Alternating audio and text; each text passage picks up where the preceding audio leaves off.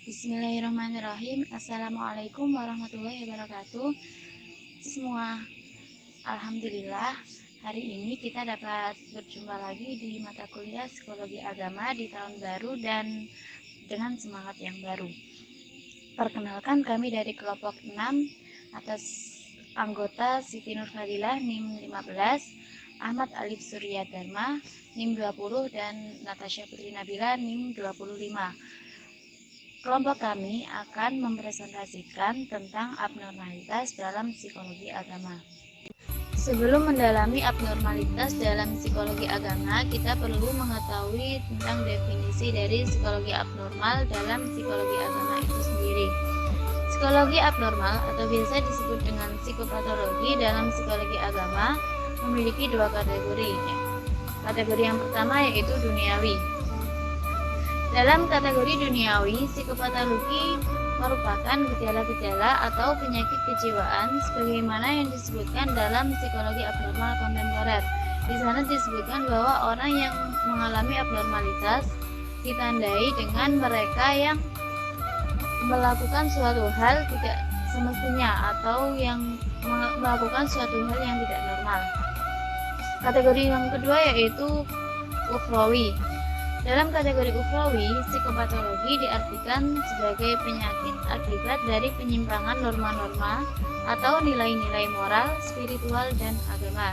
Jadi mereka yang mengalami psikopatologi itu tidak menjalani moral, spiritual, dan agama itu dengan baik atau dengan orang-orang pada umumnya. Selanjutnya, psikopatologi menurut tokoh Islam. Yang pertama yaitu menurut Al-Ghazali. Menurut Al-Ghazali, psikopatologi itu diartikan sebagai al-akhlaq al-khabisah.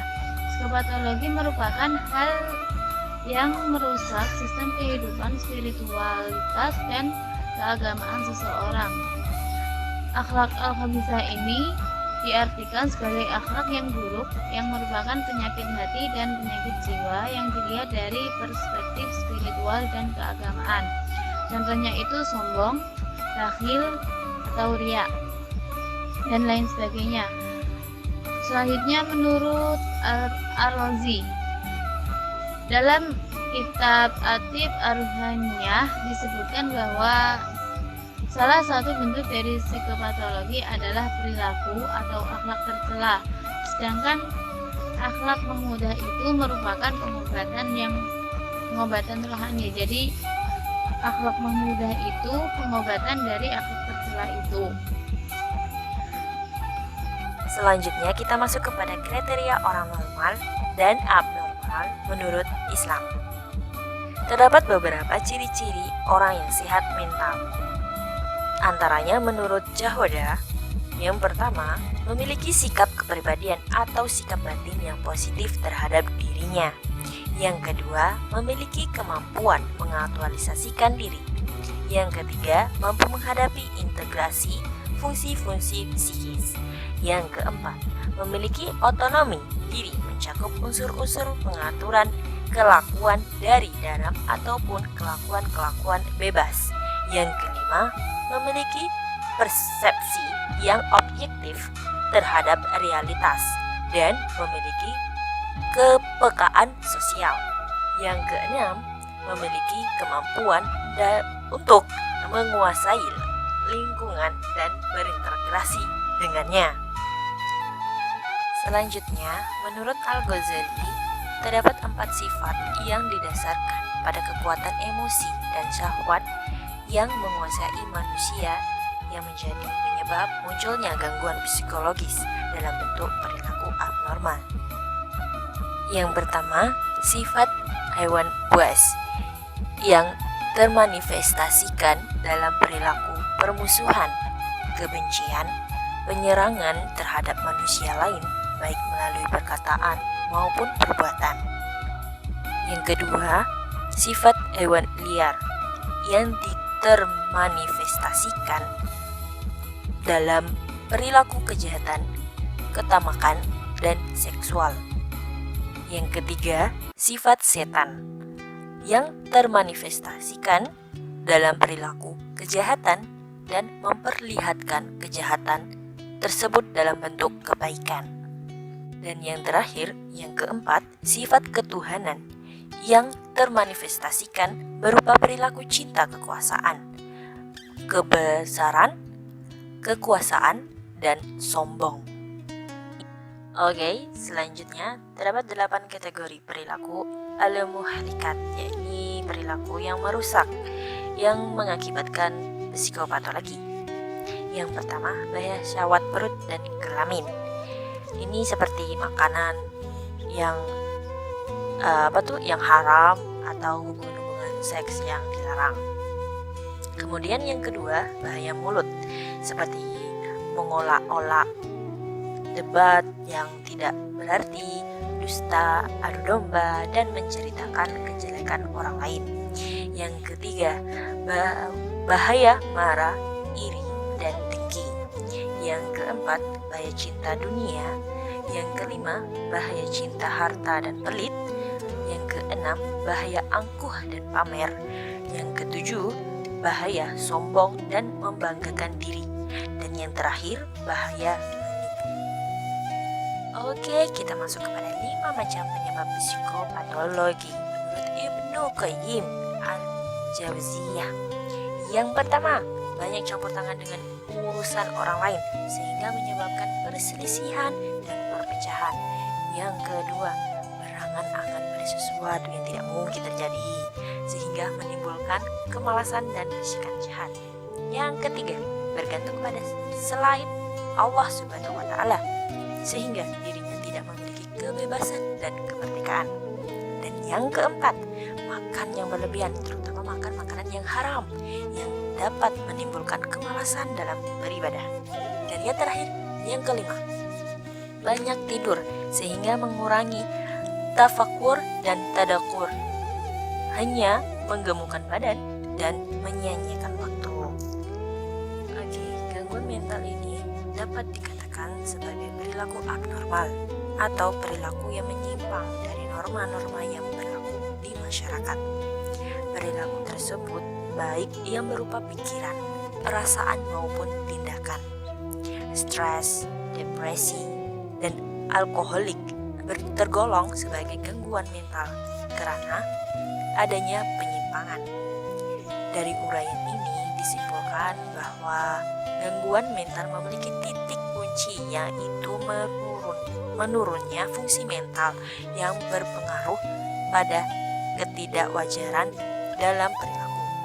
Nah, gangguan mental ini sesuai dengan di dalam Al-Quran surah Al-Baqarah yang artinya dalam hati mereka ada penyakit, lalu ditambah Allah penyakitnya, dan bagi mereka siksa yang pedih disebabkan mereka berdusta. Penyakit yang dimaksud di sini yakni keyakinan mereka terhadap kebenaran Nabi Muhammad SAW sangat lemah. Kelemahan keyakinan itu menimbulkan kedengkian, iri hati, dan dendam terhadap Nabi, agama, dan orang-orang Islam. Baik, saya akan melanjutkan penjelasan yang awalnya tadi tentang definisi, kemudian berlanjut kepada kriteria orang normal menurut Islam dan berbagai penanganannya. Nah, dari sini penyebab gangguan psikis dalam bentuk perilaku abnormal bukan hanya dalam aspek afektif saja, tetapi juga mencakup aspek kognitif. Selain itu, penyebab dasarnya disebabkan oleh faktor jasmania, yaitu terganggunya emosi seseorang. Dalam hal ini bisa dilakukan melalui proses pengobatan, penyembuhan suatu penyakit, baik mental, spiritual, moral, maupun fisik dengan bimbingan Al-Quran dan Sunnah Nabi Muhammad SAW, atau secara empiris ialah melalui bimbingan dan pengajaran Allah, malaikatnya, para nabi dan rasulnya, atau ahli waris para nabinya. Banyak ayat yang menjelaskan mengenai hal ini. Di antaranya bisa kita cek dalam surah Al-Baqarah ayat 97 sampai 98 yang berbunyi, "Qul man kana aduwwan li Jibrila", barang siapa yang menjadi musuh Jibril, fa innahu nazzalahu ala qalbika biidznillah, maka Jibril itu telah menurunkannya, yakni Al-Quran, ke dalam hatimu dengan seizin Allah, musaddiqan lima baina yadayhi, yang membenarkan apa yang sebelumnya ada, wa hudaw wa busyra lil mu'minin, dan menjadi petunjuk serta berita gembira bagi orang-orang yang beriman. Man kana aduwwan lillah, barang siapa yang menjadi musuh Allah, wa malaikatihi, dan malaikat-malaikatnya, wa rusulihi, dan rasul-rasulnya, wa Jibril wa Mikaila, Jibril serta Mikail, fa innallaha, sesungguhnya Allah itu, aduwwul lil kafirin, ialah musuh bagi orang-orang kafir. Selain itu, kita bisa melihat dalam surah Al-Jumu'ah ayat 2. Al-Jumu'ah sendiri merupakan surah ke-62 yang berbunyi, "Walladzi ba'atsa fil ummiyina rasulan minhum", dialah yang mengutus kepada kaum yang buta huruf seorang rasul di antara mereka, "yatlu 'alaihim ayatih", yang membacakan ayat-ayatnya kepada mereka, "wa yu'allimuhumul kitaba wal hikmah", dan mengajarkan mereka kitab dan al-hikmah, yakni sunnah, "wa in kanu min qablu lafi dhalalin mubin", dan sesungguhnya mereka sebelumnya benar-benar dalam kesesatan yang nyata. Menurut Prawitasari, tahapan-tahapan dalam psikoterapi untuk mengobati dan menyembuhkan gangguan psikis berupa perilaku abnormal meliputi: yang pertama, wawancara awal. Dalam tahapan ini, persekutuan tertentu perlu adanya pembinaan, yaitu pembinaan hubungan yang menimbulkan keyakinan dan kepercayaan klien bahwa ia dapat ditolong. Kedua, proses terapi. Pada tahap ini, terapis memberikan intervensi. Akan terjadi komunikasi yang baik yang diperlukan, yaitu mengkaji pengalaman klien, menggali pengalaman masa lalu kalau relevan dengan keluhan klien. Ketiga, yaitu pengertian ketindakan. Tahap ini dilakukan pada saat menjelang terapi berakhir. Di sini, terapis mengkaji bersama klien tentang apa yang telah dipelajari klien selama terapi berlangsung. Kemudian, apa yang telah diketahui oleh klien akan diterapkan dalam kehidupan nanti. Keempat, yaitu mengakhiri terapi. Terapi akan berakhir kalau tujuan telah disepakati. Tapi, terapi dapat pula berakhir kalau klien tidak melanjutkan terapi. Demikian pula, terapis dapat mengakhiri terapi kalau ia tidak dapat membantu dalam menolong klien. Selanjutnya, seorang imam besar,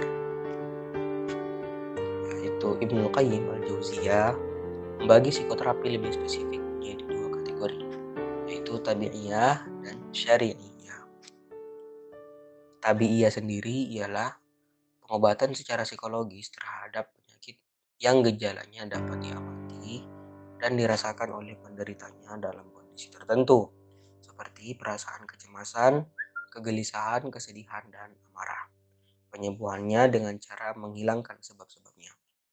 Yang kedua, yaitu psikoterapi syari'iyah adalah pengobatan secara psikologis terhadap penyakit yang gejalanya tidak dapat diamati dan tidak dirasakan oleh dalam kondisi tertentu, tetapi ia benar-benar penyakit yang berbahaya, dapat merusak kalbu seseorang, seperti penyakit yang ditimbulkan dari kebodohan, syubhat, keraguan, dan syahwat.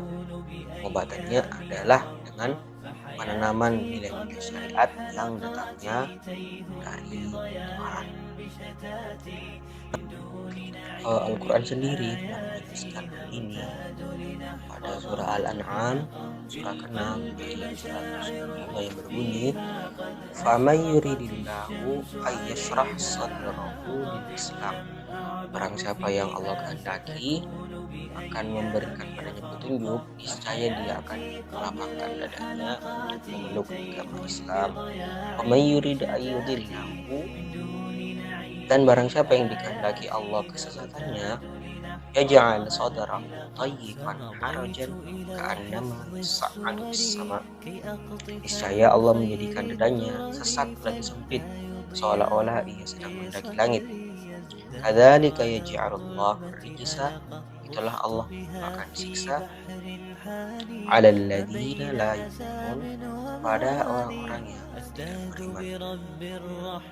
Lalu bagaimana Islam menggunakan metode yang dipakai dalam psikoterapi dalam mengobati dan mengatasi perilaku normal? Di sini ada beberapa bagian tentang bagaimana metodenya. Yang pertama yaitu metode ilmiah. Metode ini merupakan metode yang sering diaplikasikan dalam dunia pengetahuan. Pada umumnya, di mana untuk membuktikan suatu kebenaran dan hipotesa dibutuhkan penelitian secara empiris di lapangan. Maka melalui metode ini dilakukan berbagai teknik seperti interview, eksperimen, observasi, tes, dan studi lapangan. Yang kedua yaitu metode keyakinan. Metode ini merupakan metode yang berdasarkan pada suatu keyakinan yang kuat yang dimiliki oleh seorang peneliti.